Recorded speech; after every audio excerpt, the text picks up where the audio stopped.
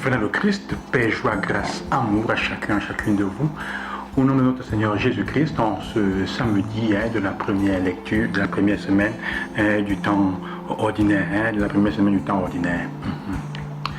S'il y a une chose de Jésus qui est assez péculière, particulière et même intéressante, que j'ai toujours admiré et qui m'a toujours frappé, c'est le fait que dans le contexte où il est toujours avec les foules, malgré le fait qu'il y ait toujours des foules autour de lui, il est capable d'avoir une attention particulière envers les individus.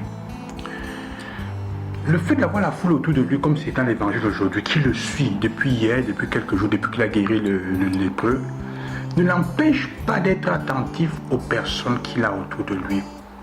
Le lépreux est un des cas. Le monsieur se comporte hier est un autre. Même si aujourd'hui c'est particulier, il est capable de se rendre compte de Lévi, l'évangéliste Matthieu, qui deviendra Matthieu l'évangéliste. Il est capable de percevoir, de s'arrêter pour lui, comme il le fera avec Zachée. Pendant qu'on le touche, il se rend compte que Zachée est là.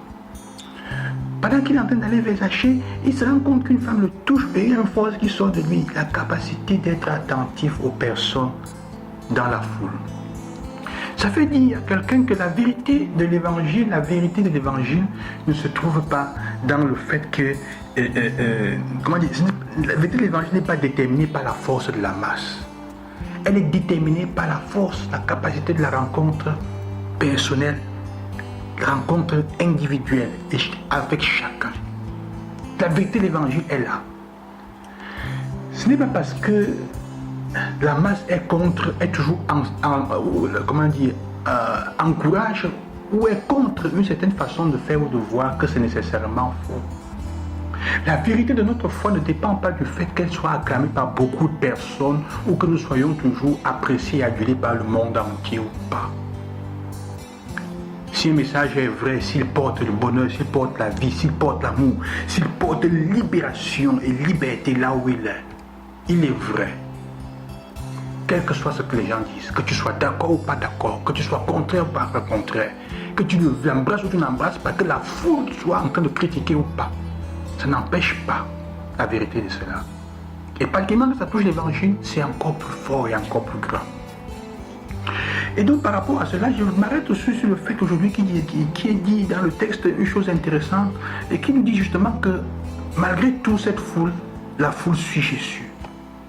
La foule suit Jésus, de cette foule qui suit Jésus. Et il dit,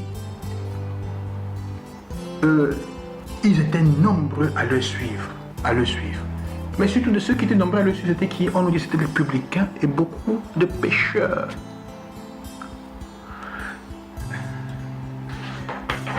La majeure partie du temps, autour de Jésus, il y a les pécheurs. C'est intéressant, non? Les gens critiquent l'église parfois parce qu'on pense que l'église doit être remplie de personnes qui sont autour du Christ, autour des prêtres, autour de l'autel, doivent être des personnes, des saints et des saintes, des purs. Entre purs dans le sens qui ne pêchent pas, qui n'ont pas de problème. L'évangile fait comprendre toutes les fois que les gens se réputent être saints et avoir la vérité, comme les pharisiens publicains, ils s'éloignent de Jésus. Pour le simple fait qu'ils ont découvert un aspect de la vérité et ils s'y accrochent comme si c'était toute la vérité. Quand on fait d'un aspect de la vérité, de tout de la vérité, on finit par devenir fondamentaliste et on finit par devenir même hérétique. En effet, l'hérésie, c'est l'extrapolation d'un aspect vrai, d'une certaine vérité. On en fait un absolu, l'absolutisation d'une vérité partielle. Alors, ceux qui sont autour de Jésus la majeure partie du temps, c'est qui? Ce sont des pécheurs et des publicains. Plus ils se reconnaissent comme tels et ils se sentent attirés par Jésus, et plus ils grandissent. Et moins ceux qui pensent avoir la vérité, de connaître tout, d'avoir le monopole, le déposoir, la sagesse, ou plutôt de la vérité, se croient les meilleurs, et plus ils s'éloignent de Jésus. C'est un fait, même dans notre quotidien. Ceux qui pensent être purs, être trop près de Dieu sont généralement les plus éloignés.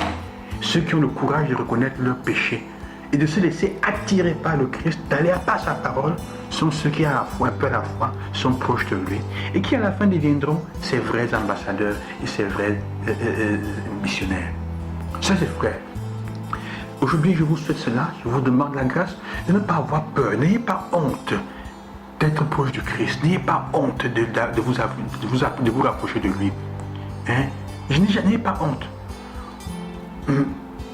Jésus n'a pas peur de mettre en discussion sa réputation pour moi. Par amour pour moi, il n'a pas peur de payer le prix de sa personne. Nous ne sommes pas tous.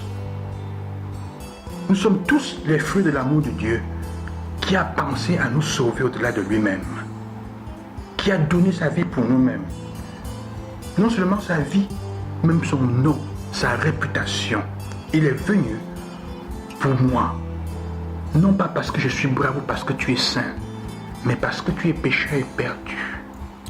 Que le Seigneur vous accompagne et qu'il vous aide à comprendre cela. N'ayez pas peur, n'ayez pas honte de ce que vous êtes comme péché pour vous approcher de Dieu. Au contraire, plus vous vous sentez pécheur, plus laissez-vous attirer à lui. Je vous bénis au nom du Seigneur. Bonne journée. À demain.